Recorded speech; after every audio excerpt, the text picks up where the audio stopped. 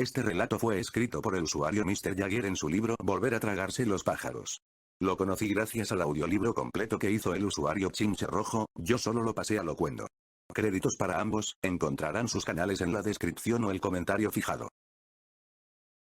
Jamás se olvidará de aquel día Yavin, que conoció Gebet de la peor manera. Al pobre solo le enseñaron a tirar de cuerdas y poleas, apenas aprendió a empuñar una espada como cualquier mujandi. El asedio a Gebet comenzó con una jornada de calor, un monótono trajín de cuerdas y gritos a los que obedecer. Yavin se había acostumbrado a que le gritaran, y prefería trabajar a voces entre la maquinaria de los pillante que a morir de cualquier manera en el desierto. Promesa. El día del asedio, Yavin operaba el ariete del brazo derecho de un enorme pillante, así que, desde allí podía ver todo el campo de batalla, a sus hermanos en las dunas avanzando lentamente, parapetados bajo cúpulas de caño que habían desplegado sobre sus cabezas.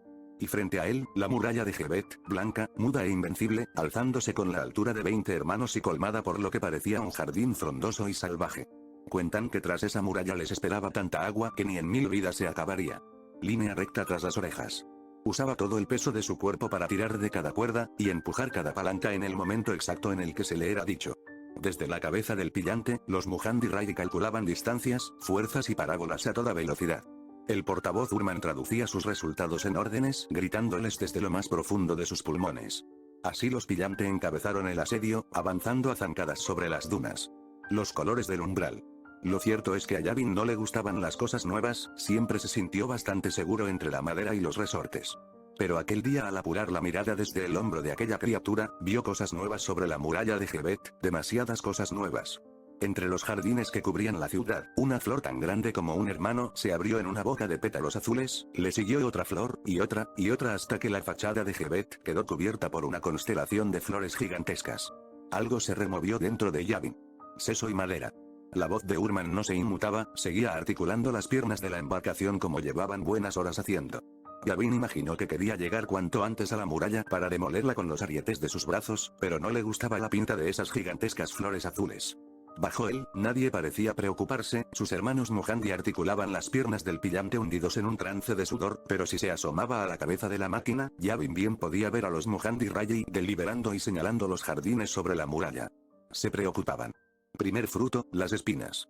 La monótona sinfonía del avance de los pillante se dio sorprendida por un estallido, un violento golpe en la arena. Yavin se agarró a una cuerda y dejó caer su cuerpo para mirar bajo sus pies, una gigantesca púa negra atravesaba la cresta de la duna. El paso de los hermanos en tierra vaciló, se asomaban tras el parapeto para ver la lanza clavada en el suelo. Yavin apuró la mirada y distinguió las flores azules palpitando, escupiendo.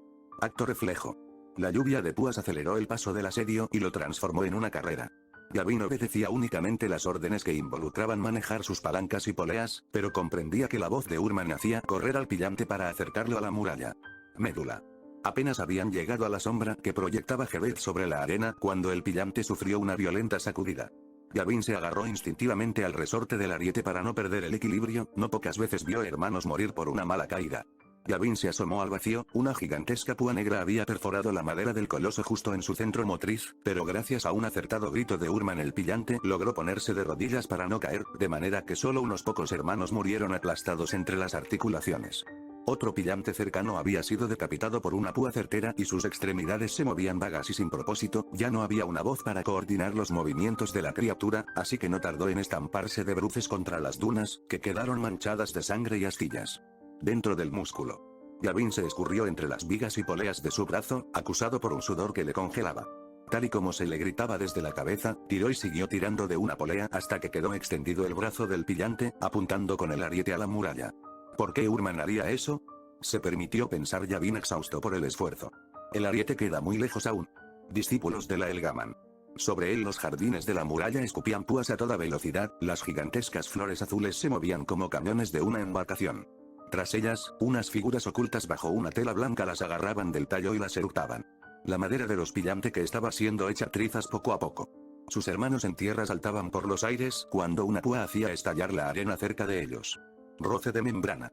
La criatura de madera permanecía inmóvil con el brazo apuntando a la muralla, aún lejana. No llegaban nuevas órdenes para Yavin, que miraba ansioso la cabeza del pillante. Tardó en ver a Maubun subido a su lado y se sorprendió. Maubun era un hermano Mujandi de Bajel con el que compartió tiraja, a veces entablaban breves conversaciones sobre tallados. Esta vez, Maubun ni siquiera miró a Yavin, con el cuerpo temblando cargaba con un cubo de bronce Fatier a sus espaldas, y lo dejó frente al ariete del brazo sin intercambiar palabra. Yavin le vio desaparecer en el cuello del pillante. Hasta que arda. El grito desgarrado de Urman le sacó violentamente de sus pensamientos. Yavin obedeció por impulso, como si ni siquiera fuese títere de su propio cuerpo. Usó todo el poder de sus piernas para empujar la palanca roja. No se movía, el cuerpo astillado de la criatura debía estar atascando la palanca y el ariete no se accionaba. Urman repitió la orden, motivo suficiente para sufrir encarcelación. Yavin apuró su cuerpo hasta que un grito le abandonó el cuerpo, la palanca cedió con un golpe seco y Yavin cayó sobre la viga. Grabados en sangre. Los pillantes fueron diseñados por las mejores mentes de Bajel, gracias a su cuerpo articulado, funcionaban como embarcaciones andantes lo que les permitía adaptarse al terreno desértico y urbano por igual. Una tripulación bien entrenada podía realizar tareas de transporte y construcción, pero para el asedio de Gebet se les añadió arietes de impacto en los brazos para que pudieran agrietar sus muros a golpe de resorte.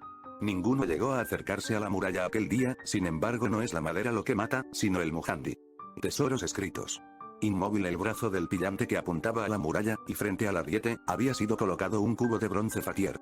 Cuando Yavin activó la palanca, saltó el resorte del ariete que, aunque quedaba lejos de la muralla, sirvió para disparar el cubo Fatier a toda velocidad. Metabólica. A Yavin le gustan las cosas que conoce y conoce el Fatier que explota. Aunque no viera el cubo sobrevolando la arena, pudo anticiparse al brutal estallido. La muralla reventó, el cubo de bronce de Fatier había golpeado de lleno contra las piedras, que saltaron por los aires y aplastaron a plantas y hermanos por igual. El humo acabó por disiparse dejando ver la enorme grieta que Yavin había abierto en la muralla de Gebet. El agua brotaba a chorro desde la abertura y embarraba la arena. Ni en 1000 vidas recordó. Hijo del cálculo. Aún quedaban hermanos, estaban agrupándose en la abertura soteando los escombros hacia el interior de la ciudad. Yavin se descolgó de una polea en el hombro de la criatura y puso los pies sobre la tierra, le gustaba esa sensación, era conocida. Miró hacia la cabeza del pillante, no la encontró, alguna roca traicionera lo habría decapitado durante la explosión. De manera que lo último que hizo Urman fue repetir una orden, pensó Yavin y se avergonzó por ello. No son los ojos de quien ve, sino de quien mira. Apenas exploró Yavin la vergüenza, conocida pero olvidada gracias a su buena mañana con los pillantes, cuando se sobresaltó por el empujón de un hermano, que le puso en el puño una espada aplastada. Yavin apenas entrenó con la espada. Quien nace Mujandi, crece Mujandi y muere Mujandi, o con suerte Mujandi Rayi. Yavin entendía de cuerdas, poleas y las 1000 utilidades de una palanca. En momentos de extrema lucidez, podía sentir una energía viajando a través de la soga tensa. Siempre vio las espadas como herramientas desesperadas, impropias de un Mujandi. Para separar los extremos de una cuerda. Otra marca, casi Hatura. Pero allí estaba Yavin, con los pies plantados en la arena encharcada, nunca había sentido un tacto así, era desconocido y sin embargo le gustaba. La muralla de Gebet se había quebrado, ahora el agua se abría paso a bocanadas hacia las dunas. Otro hermano chocó contra Yavin a la carrera por entrar en la ciudad, chapoteando como en un sueño glorioso de abundancia. El pillante que estaba despedazado, su madera absorbía el agua que brotaba roja de Gebet, como si deseara alimentarse para ponerse en pie de nuevo. Tejido. Sin el pillante, Yavin había terminado de ser útil, sin embargo tenía una espada en las manos. Los hermanos le pasaban al lado jadeando, sumándose al tumulto que atravesaba los escombros. Los puños de Yavin apretaron la espada con la misma fuerza que a una soga firme y caminó. Caminó hacia la muralla de Gebet observando a sus hermanos, siempre los miró desde arriba operando alguna extremidad del pillante, así que no les tuvo en muy alta estima, pero en ese momento los ojos de Yavin estaban alineados con los de sus hermanos y vio sus rostros tensados por la alegría. Vio miles de cuerdas dibujando el triunfo. Ni en 1000 vidas, pensó. Tiza negra. Yavin fue marcado como Mujandi a los pocos días de nacer, inclinaba la cabeza cuando se le colgaba boca abajo. Los Samyala interpretan ese gesto como una necesidad innata de querer equilibrar el mundo, así que le marcaron con una línea negra cruzándole la nuca de oreja a oreja. Desde niño se lo instruyó en contribuir con su vida al orgullo de Bajel. El funcionamiento, la eficacia y los mecanismos, así fue su vida durante 20 años, pero igual que una soga, empieza y acaba. Corrió hacia la muralla de Gebet. Corrió sin importarle la torpeza de sus piernas, en campo abierto. A Yavin le gustaba lo conocido y saltar por los escombros de la muralla no es muy diferente a las vigas y resortes por los que estaba acostumbrado a moverse. Adelantó a sus hermanos, espada en mano, saltó al interior de la ciudad. El segundo que pasó en el aire le pareció un día entero. Lo que vio le congeló el rostro y el corazón, aterrizaría en la sombra, sobre cientos de cadáveres. Segundo fruto. Cáscara. El cuerpo de Yavin golpeó el agua y se puso en pie abriéndose paso entre nudos incomprensibles de extremidades. El interior de la muralla estaba anegado hasta la rodilla y la vista se perdía en las profundidades de una caverna. A diferencia de los muros de Bajel, los de Gebet no custodiaban una ciudad orgullosa, sino pilares en la oscuridad, sosteniendo un suelo de roca. Decenas de hermanos flotaban entre las piernas de otros tantos en pie, algo había machacado esos cuerpos. Nuevos hijos.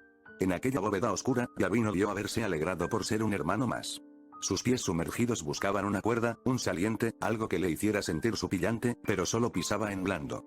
Y aunque deseaba volver atrás, su cuerpo solo apretaba más y más fuerte la espada. Un sonido le detuvo, algo se movía en la oscuridad, la voz de un hermano señaló una sacudida del agua, otro desapareció en un alarido. Pronto se vieron rodeados por criaturas que se arrastraron entre el agua y los muertos. Salidos de la negrura, unos cuerpos cubiertos de escamas agarraban a los vivos y los sacudían violentamente hasta que chocaban contra el suelo o una roca.